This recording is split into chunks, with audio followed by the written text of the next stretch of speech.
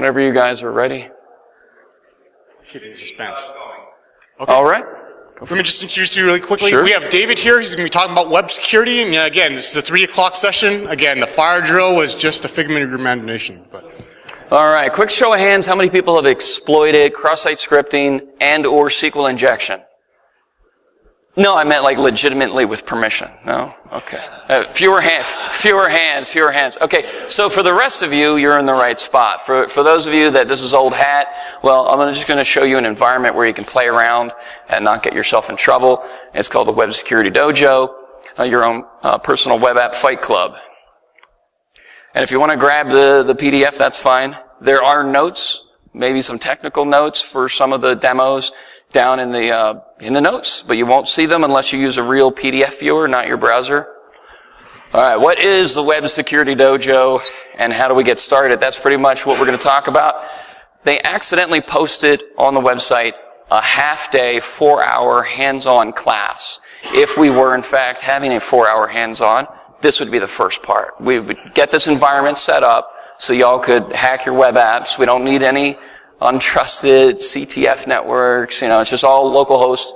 And so that's what we want to talk about, the environment. So essentially, after today's talk, you go home, you got the whole weekend, there you go. So if you have a device that makes noise, maybe put it on silent. And the question and answer protocol, I'd like to introduce people to this. It's similar to TCP in that it has a 3-way handshake. You raise your hand, I acknowledge you, you transmit your question. So, but it's also like UDP, it's an unreliable protocol, you're not guaranteed a response. So we'll try, it's QIP, it's patent pending, so we'll see if that works. And if I don't know the answer, Gian knows the answer. Legal disclaimer.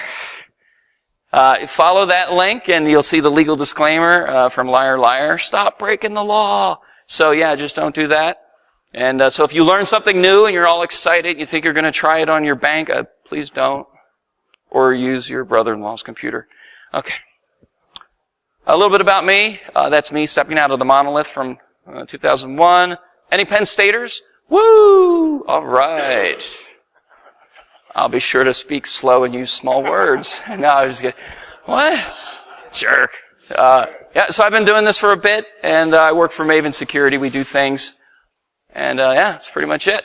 So let's talk about Web Security Dojo. Spoiler alert, it's totally free, it's open source. We're looking for people to contribute. So it is the world's first and best self-contained open source environment for web application security penetration testing training.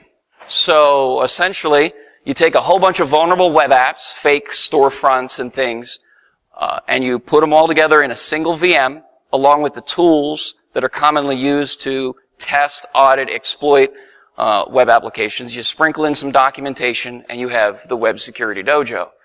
And it was developed by myself and some coworkers over the many years because we would go to a conference, shady things going on the network. We're like, you know what? We just need to be able to hand people a VM and just do the training rather than plugging into a network. So that's what started the Web Security Dojo many years ago.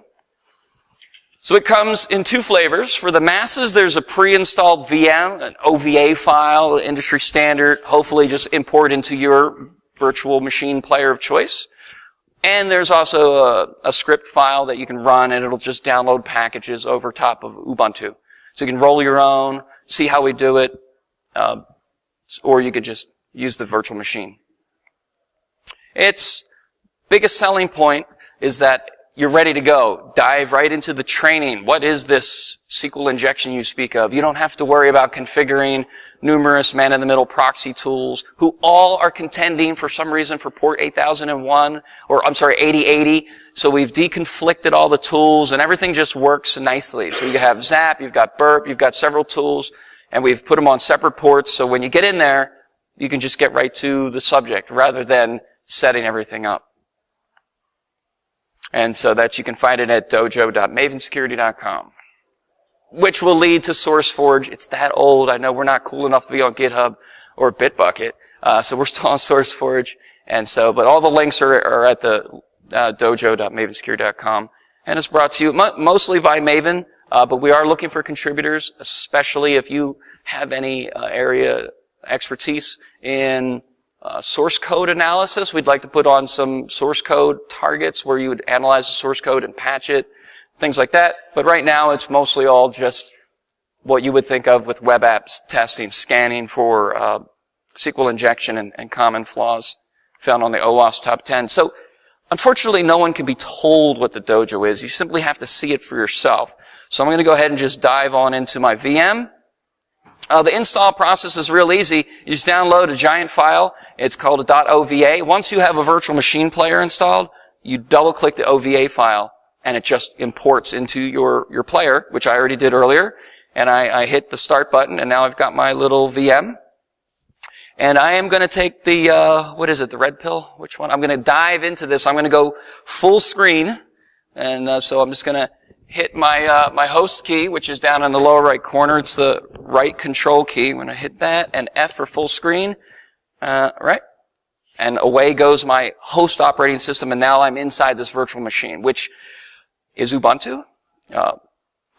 X-Ubuntu, actually. And it's a little lighter weight. And here we go. All right. And this is the Web Security Dojo. So what you have up in the system menu, and there's notes in the slides that kind of outline some of this, but I just want to show you. You've got all your lovely targets. Some of them require extra memory, things like that, so they're not started by default. You have to go in here and start them up. So, for example, let's go to the casino. Let's start up the casino. So this will start the process up, start up a web server, and it will redirect our browser. This is a customized version of Hack Me Casino, made a little bit more family-friendly for those of you who remember when this first came out. So we spiced it up. We de-spiced it so we could use it in Utah. So there used to be a skimpy, yeah, whatever. So there's a target right there, and so that's one of the things that Dojo has, along with spoilers, documentation. Little word of advice, don't go straight for the documentation, all right? Go through the exercises, don't go straight to the answer, because then you end up with false confidence. You're like, I really know how to do this when there's step-by-step guides. Yeah, it's not going to help you. But if you give up or you don't want to double-check, you can certainly open these up. And some of them are better than others. This document's pretty decent, and it walks you through all of the various flaws. Obviously, it's an older target. And it walks you through some of the challenges that are built into this. So some of the targets are simulating real applications. Other targets are, in fact, a little bit more conducive to education because they sort of guide you through a little bit. For example, WebGoat NG. This is another one that has to start up to conserve memory, and it just tells you right there you can log in as guest. I've already done that, so my browser has it. And it kind of walks you through the environment, and let's see, I think there's a generic, you just follow they want to show you how there's various things, like you can show hints, you can show the solution, you can look at the source code underneath in case you want to try to figure out why it's vulnerable from that. But in the end, if and when you complete the lesson, you get a little green check mark. Yay! So it's gamified. It's not quite badges, but it's cool, right? And I believe there's an admin interface to this particular target called WebGoat where you could roll it out to a classroom of students and sort of track everyone's score. But in this case, Web Security Dojo is designed just for sort of standalone, one student. There's no centralized scoreboard for this yet, but maybe there should be for a classroom of students. All right, so that's one target. Lots of targets, but targets are nice, but we need wares. And so it's under tools. And so here are all the tools preloaded. Hey, how come you didn't include X, Y, Z? Well, this is more than you need, quite frankly. I mean, if you've got, Perl, Python, and Burp Suite, or we'll do Zap since it's open source. I said that this was all open source. That's not quite true. Burp Suite is not open source, but we do have permission to redistribute the free version. So we'll start up the Open Web Application Security Project Z-Attack Proxy as a tool. And what we're going to do with this, I'm going to introduce you to some various security concepts. I'm just going to show you SQL injection and cross-site scripting, and how to sort of explore that within this environment. Well, let's see, what else is worth noting about the dojo? I want to go back to my slides, which I've conveniently preloaded into... Where did I preload that? I thought I had it in here somewhere. I do. I have it inside the VM so I don't have to switch out. Oh, I see. It's probably... Huh.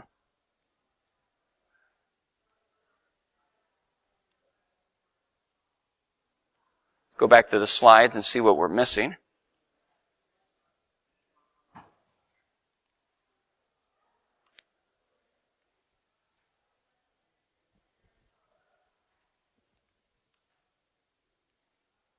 Oh, great. And so these are some of the things I'm skipping over, but when you go back and you download the slides, this kind of walks you through some key features of the dojo. And so trying to think what's new and exciting. So we have, like I said, it's Ubuntu 16. It is now 64-bit operating system, which helps you with some of the tools like Burp Suite. Has some features that will only work. Anyway, there's a changelog up on SourceForge as to what's new. To me, the most exciting thing is the ability to, snap. So when you start tools, like, say, let's start up, already started Zap. Where is it? Oh, here it is. I can, because you want to do this in real life anyway, just put stuff side by side or preferably have multiple monitors. You've got your browser. You've got your man-in-the-middle proxies. You've got stuff you're taking notes on. So if you're in this line of work and you don't have multiple monitors, I will write you a doctor's note for your boss to sign off on that. So it is a requirement. All right, so I keep losing track of the slides. There we go. So let's talk about cross-site scripting for a moment.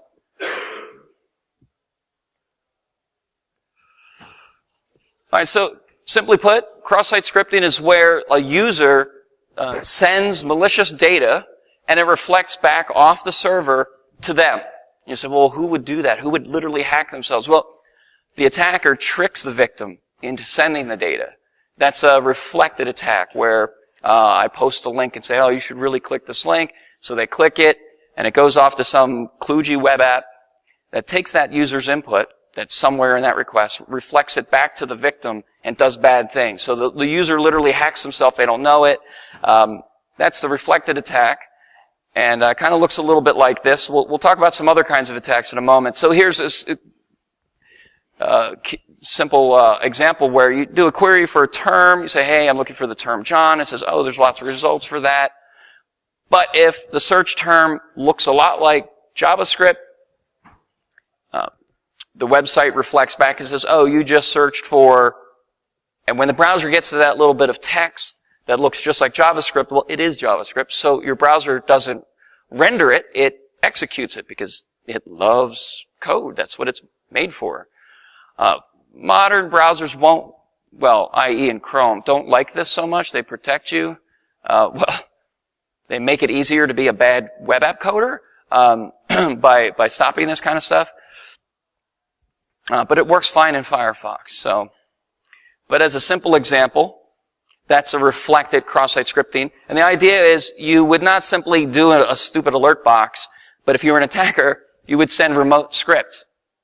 And in that little, just whatever that is, 25 characters, you could jam a whole lot of badness.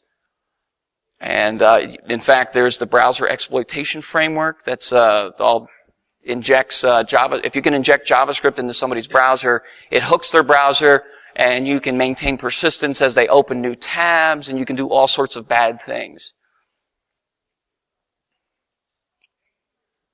In fact, what was it Bad Rabbit that was using some JavaScript as well, injected like this? Does anyone know? Well, then take my word for it. Okay. If you go to, openbugbounty.org, you can see a whole list of websites that are known to be vulnerable to cross-site scripting as part of an open bug bounty. So there's lots of impacts. Besides reflected, there's an even worse case scenario where you don't send the data, it's already there waiting for you, like in a forum, somebody posts something. Well, first, let me show you reflected real quick. So let's see if we can find reflected and exploit it using the tools that we have at hand. So let me go to the home page here. Welcome to the dojo, and there's a convenient links. All of these targets are ready to go. You don't need to fire them up. So we're just going to surf to DVWA. There's a young person present, so I will say it's called the Darn Vulnerable Web App. Okay. That's that. I'm going to log into this, and this is one of those more educational ones where it's obvious, like what vulnerability you're going to find. You're going to find reflected cross-site scripting right here. My name is Maven, and it repeats it, so you say, oh, I bet I could put in a piece of script, and whoop, simple alert box. We've literally, finding this during assessments, we flag it, they fix it, we go back, and we find out that they're literally just blocking the alert command. And it's just like, okay, well, I don't know, I'm getting paid either way, but, there's the prompt command, there's all sorts of ways that badness can happen, where we're just injecting simple script. But again, this is not the issue. This is just for demonstration testing purposes. It's when you can inject, remote code in here, a remote source. And so maybe we'll take a look at that in a moment. But the question is, rather than doing this manually, can we find a tool that'll do it automatically? So I wanted to introduce you to Zap real quick. Let's just search for something normal. All right, so this is part of the magic of Dojo, Web Security Dojo, is that we have little tools built in to let you go ahead and proxy your browser traffic automatically through Z-Attack proxy. Okay, so we're now going through that. Zap is on the right-hand side of the screen. That right side. And let's see, my name is David. And lo and behold, we're capturing traffic down here. Let me go full screen on this. We can see that traffic was captured. Tools like this are useful for an auditor, tester. You're not really tricking a victim into going through your man in the middle at this point. This is just for doing assessments. You can have your browser trust this tool's certificate generation process, so when you surf encrypted sites, you don't get any warnings because you've trusted the CA that this tool generates. We haven't enabled that quite yet for this. I mean, you could do it manually, but I'm not going to waste time. All of the targets on Dojo are currently unencrypted. So, let's see, where is that request that I searched for my name? I told them. These tools were not designed by UI experts, by the way, so, what are you going to do? Oh, interesting. I don't even see the traffic at all. That's unfortunate. Let me try again. Hi, Bob. All right, so here's the request where I searched, and so I want to know, is this particular request vulnerable? So in this particular tool, Zap, you can just right-click, select audit or attack, depending on how you're getting paid, and we could do an active scan. And you can just click it. And under the alerts tab, or you can hit this little, oh, it's too late, it's already done, it's so fast, it's my local host, it's not very congested with traffic, I suppose, so it's over before you know it, but it ran all of these various plugins and extensions that do various kinds of checks. This is what we call low-hanging fruit. If you don't pass this kind of scanner attack, somebody wasn't trying on the coding side. But let's go under alerts, and sure enough, it flagged it as cross-site scripting reflected. And I think you can double-click, and it will give you a little description of what the problem is, how to fix it, basically RTFM, and it points you to some resources down here. But it also kind of has a little proof of concept right there. So you can right-click, and you can say, you know what, can you do me a favor? There's a new feature in this latest version of Zap where you can just spawn sandbox browsers with their own cookie jar and automatically trust the certificates so there's no more pesky warnings for encrypted sites. But we can't necessarily do that for this target because this target is authenticated. So if we try it, let's see, open in Firefox, we will hit the login page because we don't have any cookies. It's a clear cookie jar. So, well, eventually that will open. I suppose once I authenticate, I can then use this browser. Oh, wait, it wasn't guess. It was admin password. Hey, that's my login. All right. So let's try that again. Open in browser. We'll use Firefox.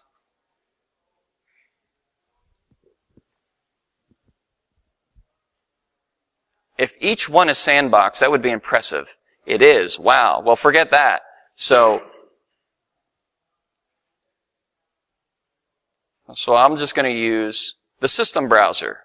I need to see if this actually did exploit. So let me just say open in system browser.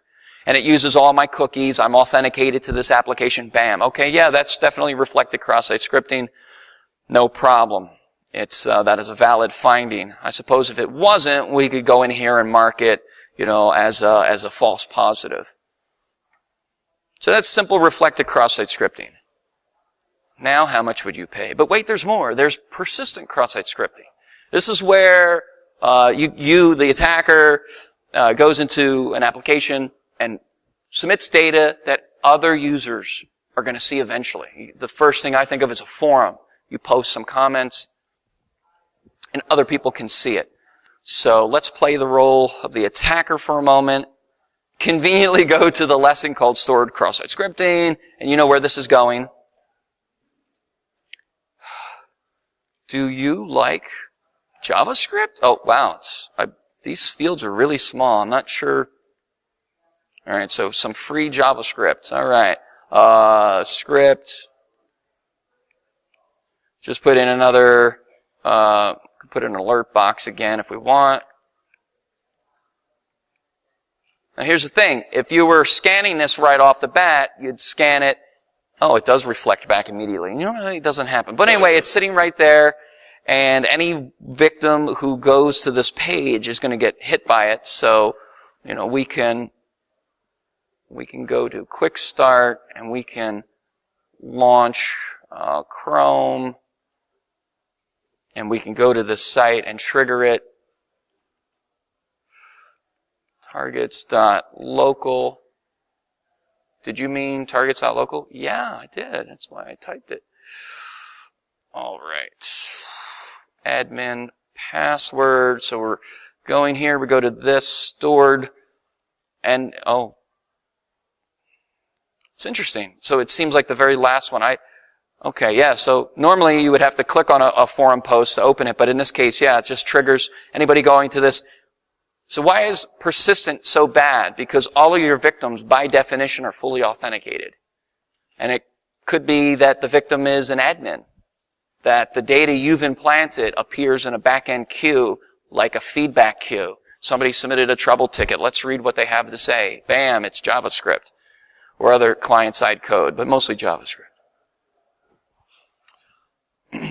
This is a screenshot of an actual WebGoat exercise on persistence. Back-end systems are that's the worst case scenario. But how are you going to know if you're scanning and you can't see the end result? So that's something some of these free tools don't necessarily handle off the bat, or at least the ones inside of Dojo. But there's commercial tools that'll do that, where they'll put in a web beacon as the plant, and they'll just wait for the victim to trigger that little request to an image that's specially marked. So when the request goes in, your scanner knows, well, that was when I injected this URL for this form element. And therefore, we know exactly where the vulnerability is. I believe the Netflix security team released a tool several years back. Does anyone remember what it was called?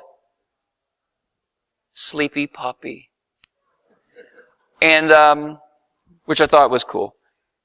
And I guess the idea is you know, these things are sleeping in the background, and admin gets into the admin console and triggers these little, nothing more than web bugs, really, web beacons, typically used by marketers to track you from the cradle to the grave.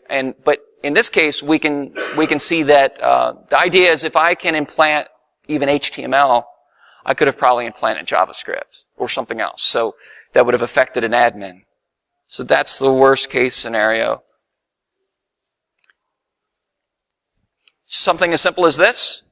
Yeah, this is write up your own little piece of code to make your own, or use Sleepy Puppy. Again, this is where the notes on the slides come in handy. I can't. But if you download the PDF, there's some references. Write your own. How to manually test. Not going to talk about that. And the quick way is just to use Zap. I just showed you that very quickly. Just kind of scan through. Because there's just too many form elements. And sometimes form elements, it's user input, but you wouldn't consider it user input. But ultimately it's getting logged somewhere and someone's generating a report and they're processing data that came from your browser or from your tool. And so fuzz all the things. Fuzz meaning, to inject noise into a system, hoping to produce an error. It's an old, analog reverse engineering technique, black box testing. So fuzz all the things. You want to inject all the things, and that's where the scanners come in handy to automate some of that. And I think I've already shown you this demo. I showed you how you can open it in the system browser versus open in browser. And those are both new inside of Zap. Oh, you say, well, this is lame, man. I'm elite. I've seen every episode of Mr. Robot twice, yo. So what do you got for me? Well, you can literally go down and you can go to the security setting. It's too bad websites aren't really like this, where you could say, hey man, we better set the security to high. And now the little script kiddie textbook, if I ever see one more alert box I'm going to puke example, does not work. Oh no. Okay. Oh, it doesn't work, man. And so if you want to exercise your PHP source code analysis skills, this particular target is helpful because they show you, we're gonna match and replace all these things. Oh, okay. And then you could try to figure it out. There might be a way to get past it. There probably is. And then, I believe he said that, this level should be totally secure. And if you find a flaw, you should definitely contact him. But, you could set it. Let's set it to medium. Reflected. Let's see if Zap can get past medium level security. Let's search for David. So we captured the request in our man in the middle. Just in case I probably blew past that, we're proxying. All of our traffic is going through this tool sitting right next to us. So we can see it all come and go. It's like matrix time. You can slow down the traffic and kind of manipulate it. So you can stop it outright. In this case, we're just letting it flow, and we're going to replay it. But we could literally stop it and manipulate it before it even leaves our network card, right? And so, but I'm not going to do that. Let's find the traffic under history. It'll be towards the end. Oh, beef. Oops. Wyatt. Uh-oh.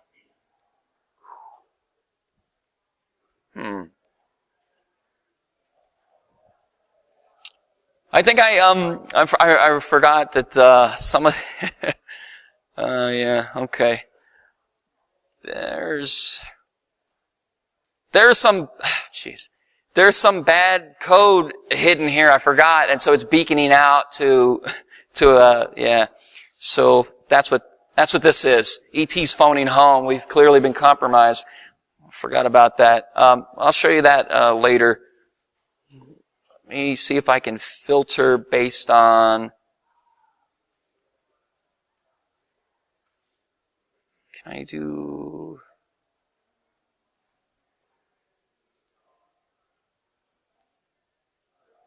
Let's kill that.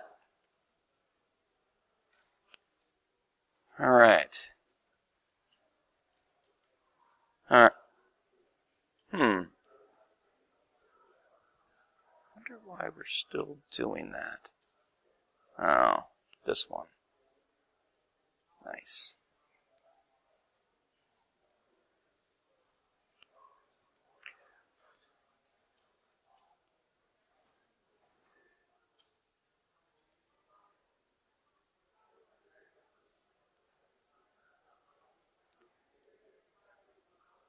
So here we have a request. I want to see if it's vulnerable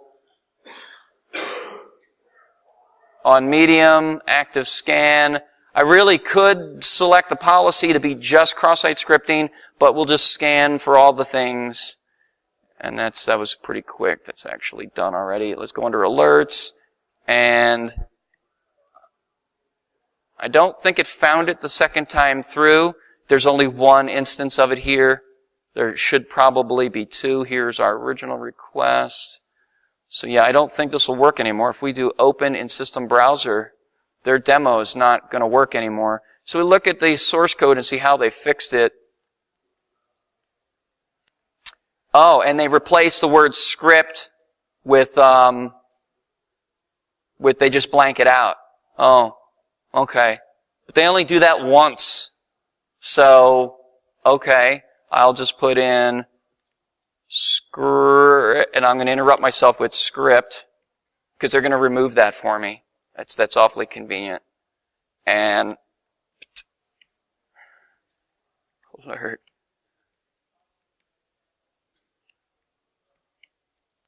I got to fix that typo here.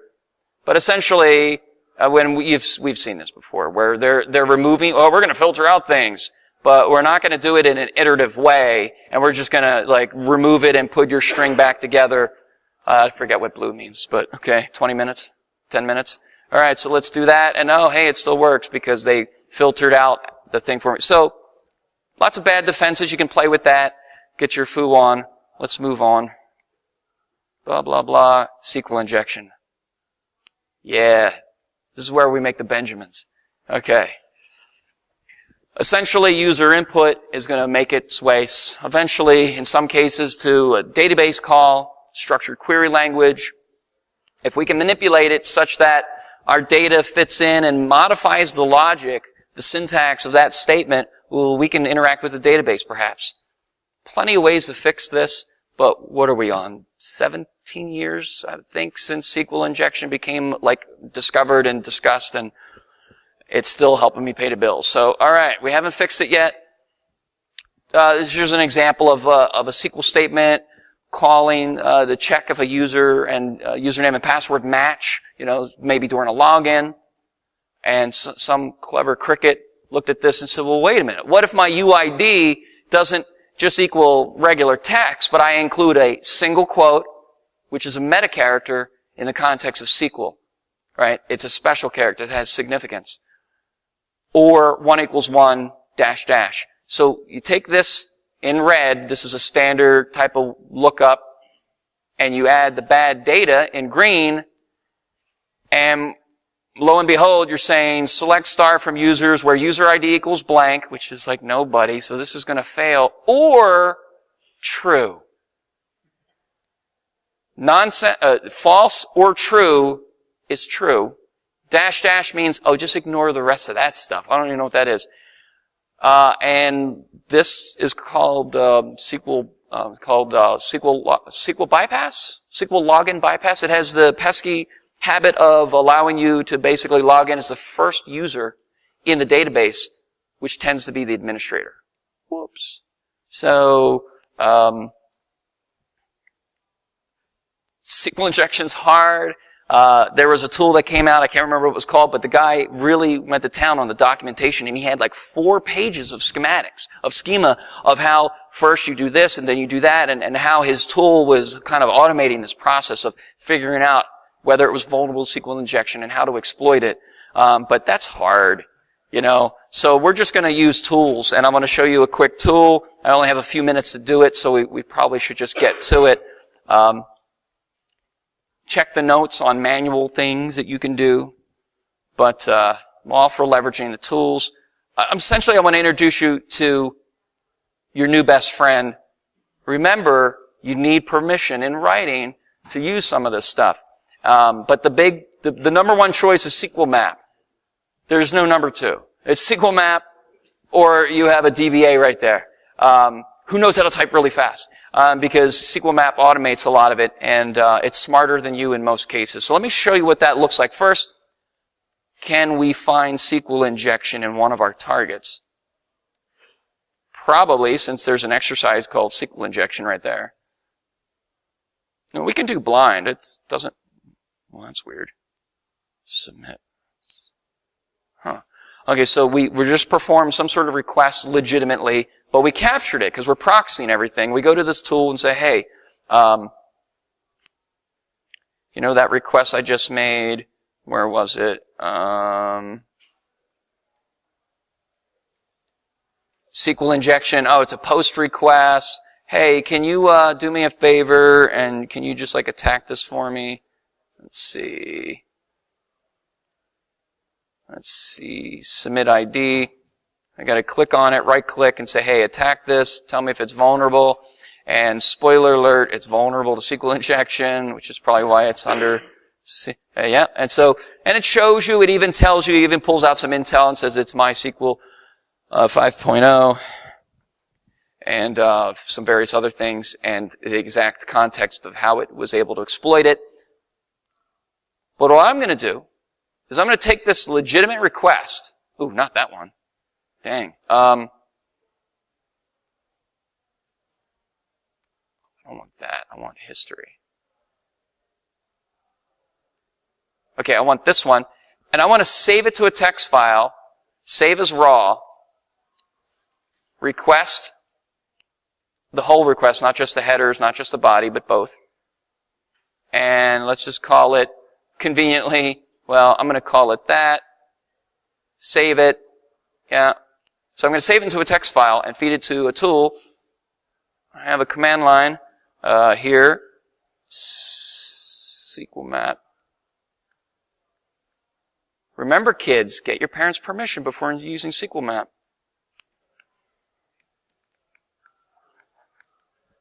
Oh, that's funny. I can't actually find it. So we'll go under Tools, and Tools will open up.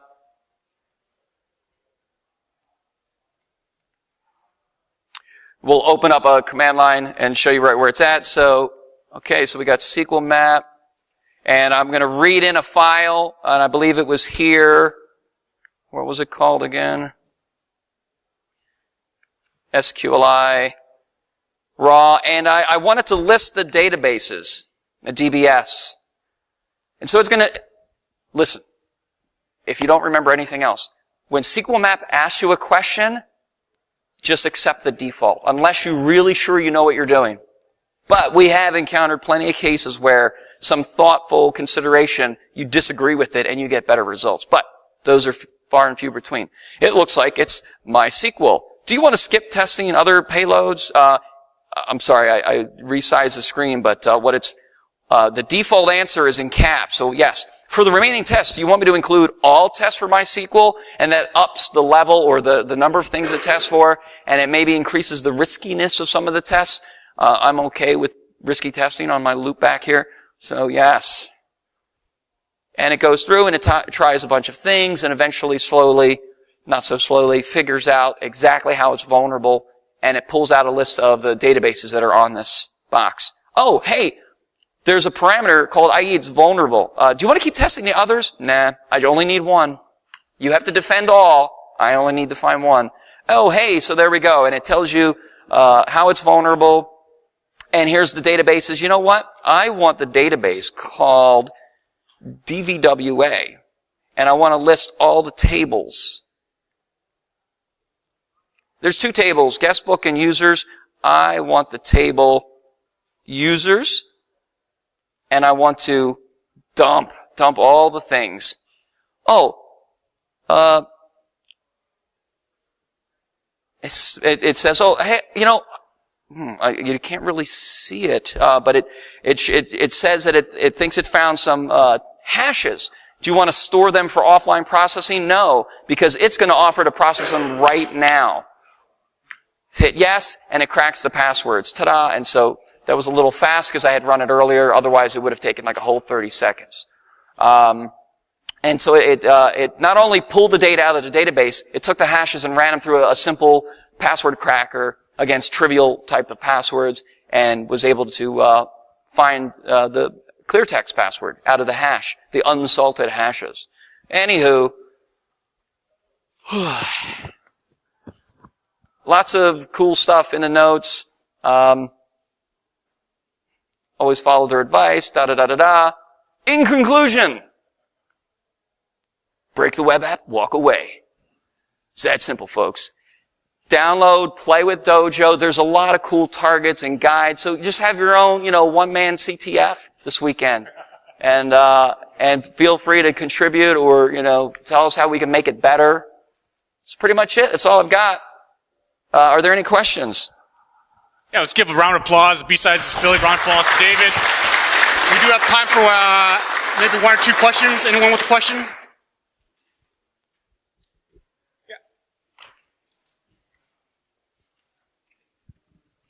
Check. Okay. So for any of the cross-site scripting vulnerabilities, like reflected or stored, could you elaborate a little more on what kind of impact that could have, rather than just displaying the alert box? Like, right. Would it send off the user's credentials to a server? Would it does it like infect their computer with malware? What could you do? What's the right. best you could do So with that? the impact from cross-site scripting, especially if it's persistent or even if it's not, there's a tool on here called Beef, the Browser Exploitation Framework. I think it was already running, but so it can basically become a man in the middle on the browser and track the victim. So if they're an administrator, you can start sort of controlling their browser and seeing what they see, and basically you're now inside the firewall if it's an admin that you've injected into. So it can be bad, very bad, depending on the level of the victim. So, but it's a lot worse than most people think, maybe because the demos are always a little pop-up, rather than man in the middle, which I didn't get to show. But there are frameworks out there. Bad Rabbit supposedly was doing something like this, hooking your browser. So even when you open up new tabs, it's still injecting those tabs as well and kind of tracking you, unless you shut down the entire browser. And then there's other persistence techniques as well. Was there another question? Oh, young lady right here. You know how there's Zap and Burp Sweep and things like that? If it didn't tell you which one to use for each challenge, how could you find out which one is the best to use? Well, the best tool is your brain. And stay in school. No, so it's whatever you want to use. Burp Suite doesn't really get great until it's the paid version. The free versions doesn't do that auto-scanning thing that Zap does. But in the end, those are only helpful for finding low-hanging fruit. If it's a very critical function, you should manually be looking at the traffic asking yourself, what could I do? How could this be exploited even from a business logic perspective? Things like that. So scanners only cover certain things. But when in doubt, use Burp Suite. Yeah, let's give another round of applause to David. On behalf of the BSidesPhilly team, here's a challenge coin. Thanks again for your talk. I think I'm smarter from the talk. Thanks a lot. Okay, that's real. All right. Thank you, guys. All right, I'll be here if you have any other questions. But there's another speaker, right? Yeah, we've got... No.